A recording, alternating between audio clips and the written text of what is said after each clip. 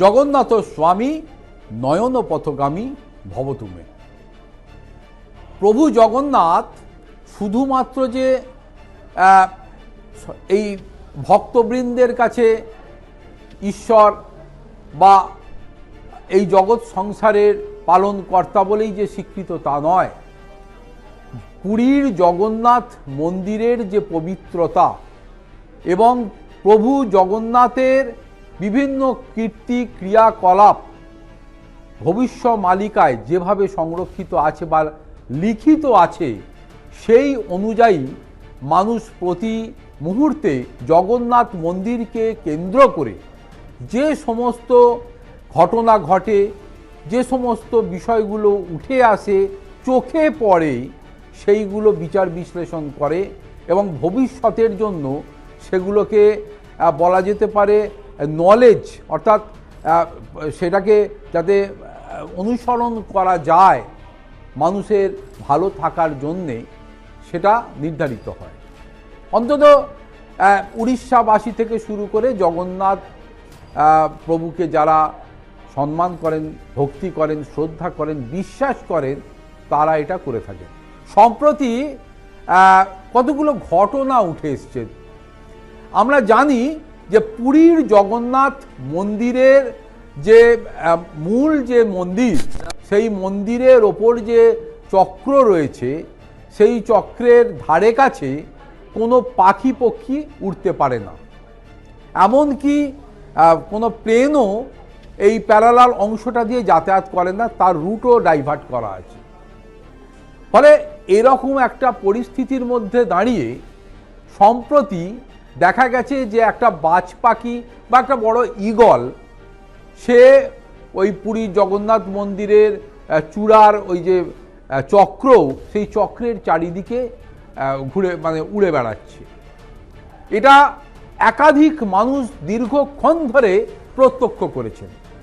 অনেকে বলছেন যে ভবিষ্যমালিকাতে যে লেখা রয়েছে সেই অনুযায়ী জগন্নাথ মন্দিরের এই ধরনের বিভিন্ন ঘটনাবলী ভবিষ্যতে এ দেশের কি অবস্থা হবে এইগুলোকে আগে থেকে মানুষকে সাবধান করে দেয়। যেমন ধরা যাক, অনেকে মনে করছেন যে এটা অশুভ। এটার ইঙ্গিত হচ্ছে যে বাজ পাখি যেহেতু পাখিদের মধ্যে খুব শক্তিশালী বলে বিবেচিত হয়, তাই হয়তো যুদ্ধের একটা সম্ভাবনা থাকতে পারে, কোনো একটা বড়সড় অশান্তির সম্ভাবনা থাকতে পারে, এই রকম একটা আশঙ্কা অনেকেই করছেন। আবার অনেকে বলছেন যে যেহেতু বাজ পাখিকে গরুর পাখির সঙ্গে তুলনা করা হয় এবং এই গরুর পাখি নারায়ণের বাহন হিসাবে বিবেচিত হয়, তাই গরুর পাখির এই আগমন এবং জগন্নাথ মন্দিরের মাথার ওপর তার উড়ে বেড়ানোটা কোনো একটা ভালো কিছুরও তাকে বয়ে বহন করে নিয়ে আসছে, বা মানুষের জন্যে, দেশের মানুষের জন্যে, উড়িষ্যাবাসীর জন্যে কোনো পজিটিভ খবর বা কোনো কিছু একটা ভালো হতে পারে, উন্নতির রাস্তার কোনো খবরাখবর সে নিয়ে আসতে পারে।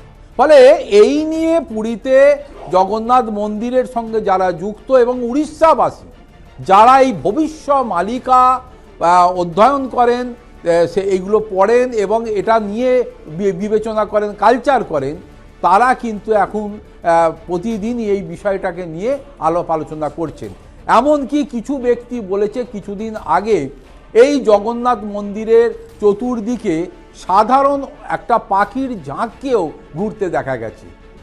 ফলে যেখানে দাঁড়িয়ে এই বিষয়ে, এই ঘটনাগুলোকে মানুষ প্রত্যক্ষ করছেন, অনেকে আশায় বুক বাঁধছেন, আবার অনেকে আশঙ্কায় আশঙ্কিত হচ্ছেন। অতএব বিগত দিনের একাধিক এই ধরনের কর্মকাণ্ডর ওপর দাঁড়িয়ে যখন দেশের মধ্যে টালমাটাল সিচুয়েশন এসছে, তখনও এই ধরনের অনেক বিষয় মানুষ প্রত্যক্ষ করেছে, আজও তার ব্যতিক্রম হচ্ছে না। তাই ভবিষ্যমালিকার যারা মনে করেন যে এতে যা লিখিত রয়েছে তাহাই এই দেশের কল্যাণে অকল্যাণে এবং বিভিন্ন আগামী দিনে দেশ কোন পথে চলবে, কোনটা খারাপ হবে, কোনটা ভালো হবে, যেমন এটা চলছে, তেমন এই অনুযায়ী জগন্নাথ মন্দিরের ওপর এই ঈগল পাখির আগমন এবং উড়ে বেড়ানো, এই পুরো বিষয়টা নিয়েই এখন কিন্তু যথেষ্ট আলোচনায় সরগরম উড়িষ্যাবাসী।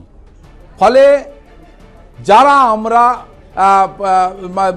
এদেশের মানুষজন যারা জগন্নাথ দেবকে ফলো করেন বা ফলোয়ার রয়েছেন, যারা তাকে বিশ্বাস করেন, মানেন, ভক্তি করেন, শ্রদ্ধা করেন এবং ভবিষ্যৎ মালিকা সম্পর্কে যাদের ন্যূনতম ধ্যান ধারণা আছে, তারাও কিন্তু এই বিষয়টা নিয়েই কিন্তু আলাপ আলোচনা করছে।